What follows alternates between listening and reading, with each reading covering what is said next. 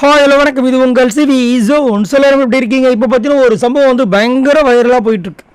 அதாவது ஒரு சில பேரை வந்து பார்த்தா கோவம் வரும், ஒரு சில பேரை வந்துட்டு பார்க்காமலே கோவம் வரும், ஒரு சில பேரை கேட்டாலே கோவம் வரும். அந்த மாதிரி இதில் தான் இப்போ வந்துட்டு இந்த சாச்சனா வந்து இருக்காங்க.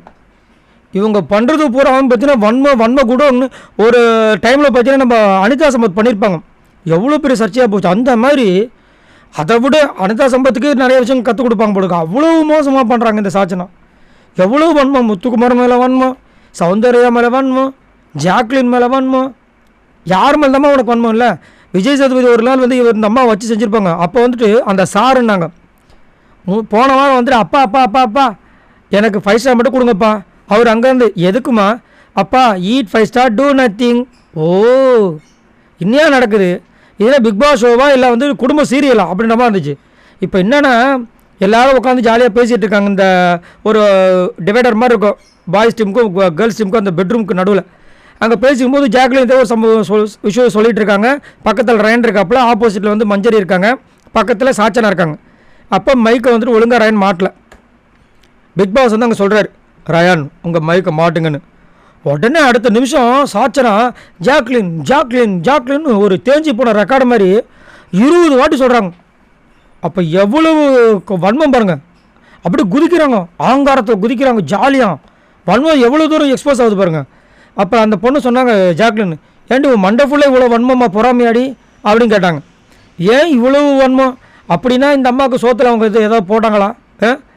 ஐயோப்பா ரொம்ப மோசங்க. இந்த பொண்ணு சின்ன பொண்ணுலாம் இதை யாரும் சொல்கிறாதீங்க, பயங்கரமான வன்ம குடோன்னு தான் சொல்லி ஆகணும்.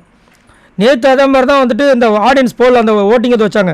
பாய்ஸ் டீமுக்கு கேர்ள்ஸ் டீம் சமைச்சு கொடுக்கணுமா ஒரு வேலைக்கு, இல்லை பாய்ஸ் டீம் வந்து கேர்ள்ஸ் டீமுக்கு வந்துட்டு சமைச்சு கொடுக்கணுமா அப்படின்ட்டு. அதில் வந்துட்டு ஓட்டிங்ஸில் வந்து 65% வந்து பாய்ஸ் தான் வந்து கேர்ள்ஸுக்கு சமைக்கணும்னு சொன்ன வந்தோடனே அதை சொல்லி, அதுவும் அது பாய்ஸோட ப்ரொவிஷனில் தான் சமைக்கணும்னு சொன்ன அடுத்த நிமிஷமே குதிக்கிறாங்க. இதே மாதிரி ஆங்காரத்தில் இந்த கோயிலெல்லாம் சாமி வந்த மாதிரி குதிப்பாங்க பாருங்க. அந்த மாதிரி குதிச்சுட்டு இவர் முத்துக்குமார் கழுத்தை போட்டு நெரிக்கிறாங்க. ஏம்மா என்னம்மா பண்ணுறா அப்படின்னு கழுத்தை பூச்சி இது பண்ணுறாங்க, காலை பூச்சி நோண்டுறாங்க. ஐயோயோயோயோமோ அப்படின்ற மாதிரி இருக்குது. ரொம்ப ஒஸ்ட்டுங்க. அதுவும் நேற்று சௌந்தர்யாவை பற்றி அவங்க பேசும்போது மற்றவங்களாம் கூட ஓகே, வர்ஷினி கொஞ்சம் ஓவராக இருந்துச்சு, ஓவர் ரொம்ப ஓவர்.